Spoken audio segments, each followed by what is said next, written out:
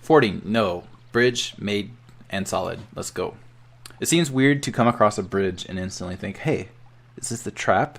I know this is kind of how these games work, but at the same time, I don't believe we've ever crossed a bridge in our life. So, right? We lived in that village for our entire life and trained and stuff. So I don't know if we've ever even seen a bridge. So, moving slowly and with one hand on your sword hilt, expecting the boards to give way at any moment, you inch across. The bridge holds and you reach the other bank quite safely. You now have a long walk ahead of you along the ridge and through light covering of trees. Interesting. I wonder what happens if we try to ford. We probably just lose stamina and maybe some rations or gold. Our food probably gets soggy. You know how it go. You know how it go. Tausau Ridge. Okay, we're just gonna go way up here, I guess. Doing all right, I think. Still have our gold. Cristatante, I do believe you can do stuff in. I just wasn't able to, so hopefully we don't get robbed right here.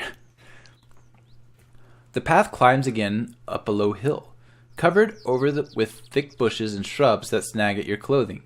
Halfway up, you hear a sound. Twigs. Breaking. Freeze. You freeze, as a large creature the size of a bear emerges directly in front of you. It has black and white fur and a long bushy tail that trails up behind. It growls menacingly. I bet we can charm him. Try to edge around it. Perhaps if you are careful, you can slip around it. Let's go left. Leaving the main trail, you slip around the shrubs. You slip through the shrubs around the creature. Its patch is clearly the square of dirt through which the path leads. It watches you to ensure you don't come too close, but it doesn't attack.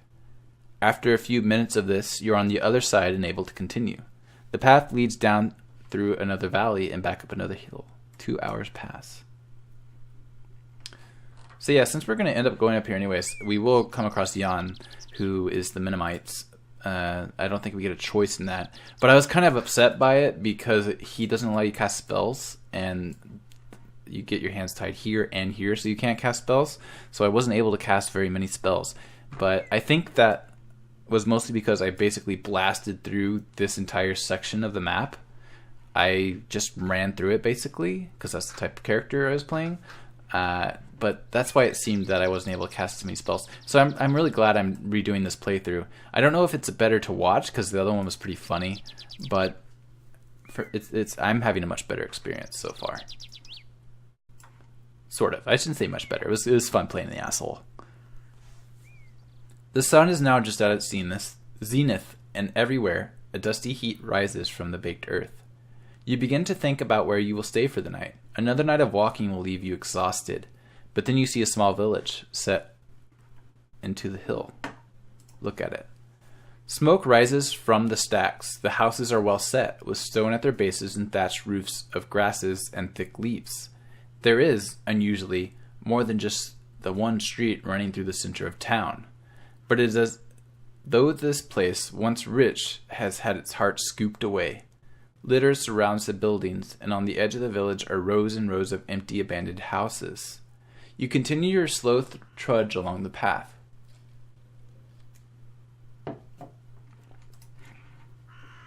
Enter the village. You walk into the village. Young hill dwellers pass you and stare at your strange clothes. Look at the people. Their own attire is rough by comparison to your gear. They wear their hair long, but piled up on their heads. These people are ghastly poor. The village is like a ghost town here on the knife edge of the backlands. Alright, let's go to the ale house, have us a drink. I'm ready. It's Friday night. Let's get us our drink on. I don't know if they have day names in this game, but yeah. Walking down the single road, you quickly find a hut with its front covering pulled wide open and the smell of brewed beer coming from inside. You go in. Several hill dwellers are here, talking gruffly. When you enter, they watch you with understandable caution.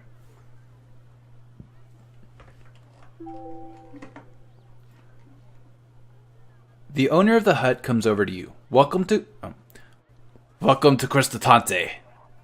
What do you want? Greet the owner.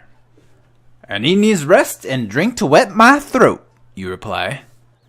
Ill is one piece, he answers. Please. Sit.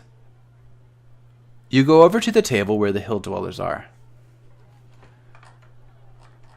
Let's sit with the old man.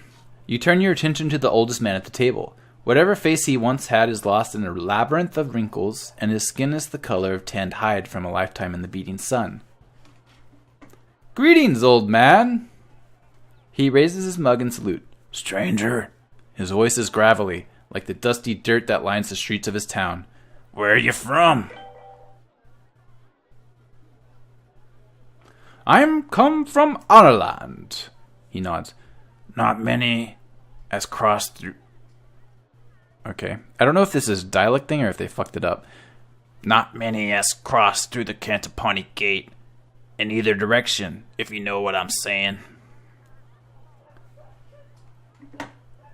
You should go and look. The gate has exploded. You grin widely. If they haven't fixed it, you might be able to get in at last. You might find an Ireland wench for yourself. The old man laughs but shakes his head. I love that you could call that back. I love it. My place is here. They say there is a war coming. Something to do with the crown. I seek that crown. Is that so? Replies the old man. Well, from what I hear, you've got a long journey to go find it.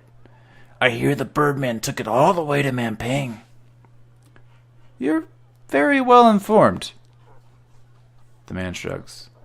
I would be, if I knew where in the backlands Mampang was. But I don't know much outside my own town's hilltop. You sip your beer. The old man exchanges glances with the younger man sitting opposite. Talk to the young man. You thank him for the conversation. You catch the young man's eye. He moves over to be right beside you, close enough to whisper in your ear, but you don't quite catch what he says. Repeat that. The man giggles to himself, unexpectedly. Leaning in again, so close you can smell the fumes on his breath, he declares, Snattacats! Then he collapses in a fit of giggles once more. Whatever the joke is, you cannot see it. Tell me about the village. The man nods twice, then drinks deeply from his beer to wet his throat. Or perhaps not, because as he puts the mug down once more, he says nothing, just fidgets with his fingers and occasionally grins in your direction. Ask one of the other dwellers about this man. You catch a woman's arm nearby. What's wrong with this man? You demand. She shrugs and shrugs free of your grasp. Every village has one, she answers. Doesn't mean we're all like that.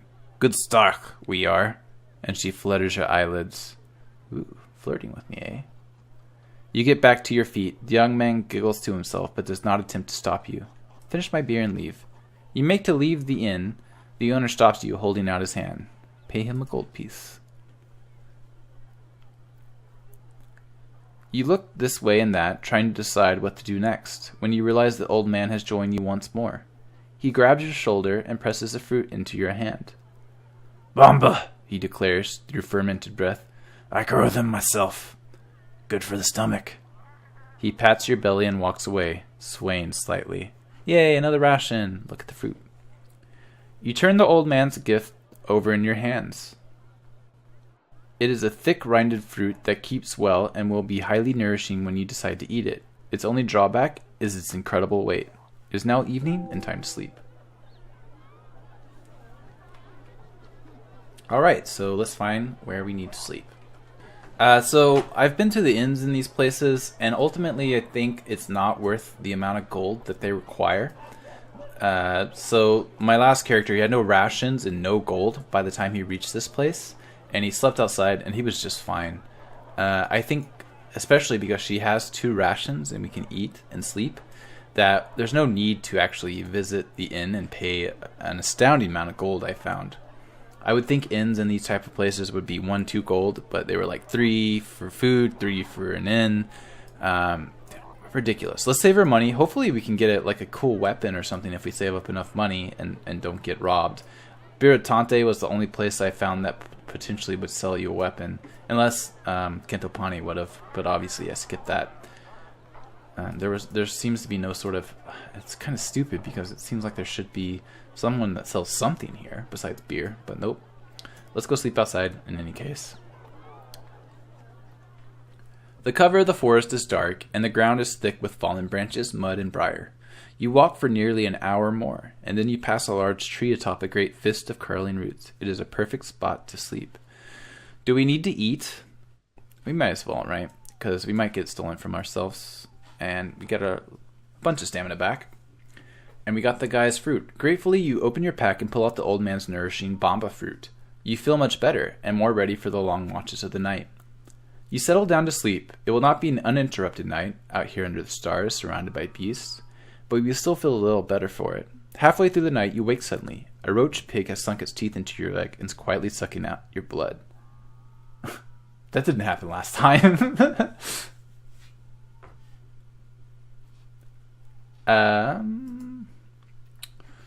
Spells, huh? We got plenty of stamina, and we'll probably gain some overnight, right? So I'm thinking we cast one of the controlling spells. There's hopefully not those 3 stamina ones.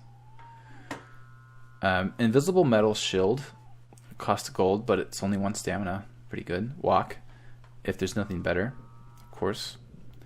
Doze, movements and reactions, that'd be alright. Dim, muddle its mind, I don't think that's going to be very helpful. Sap, demoralize in combat, nah. Wasn't there one, did I miss something?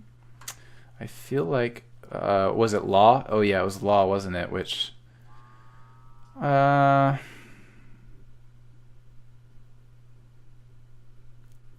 or, what was it? Doze.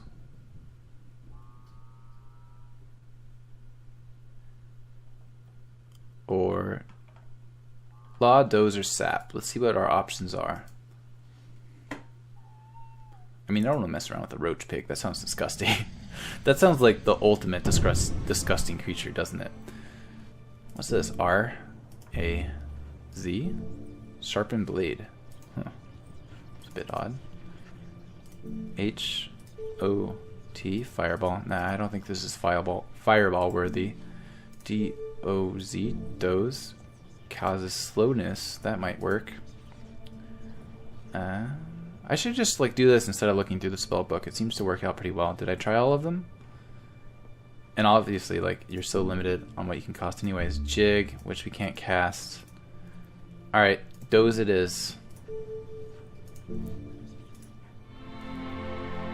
You cast the spell, and the pig's insistent chomping becomes a ruminating chew. While it's thinking, you have plenty of time to draw your sword and run it squarely through. You carry the carcass a short way away from your camp so that you will not be overrun by rats and ants. Then, wiping your blade on the grass, you settle back down and try to go back to sleep. Your dreams are vivid once again. You are walking endlessly, the hills moving up and down under your feet like a rippling sea. Every step exhausts you, but no step moves you forwards. Meanwhile, the food in your bag is rotting. See, I told you! I knew that would happen! Wet through from the sweat of your back. And in the distance, a deep voice is booming with laughter. The long, curled fingers of one hand are curled around the metal frame of a crown, and with the other he beckons you forward, as if into a trap.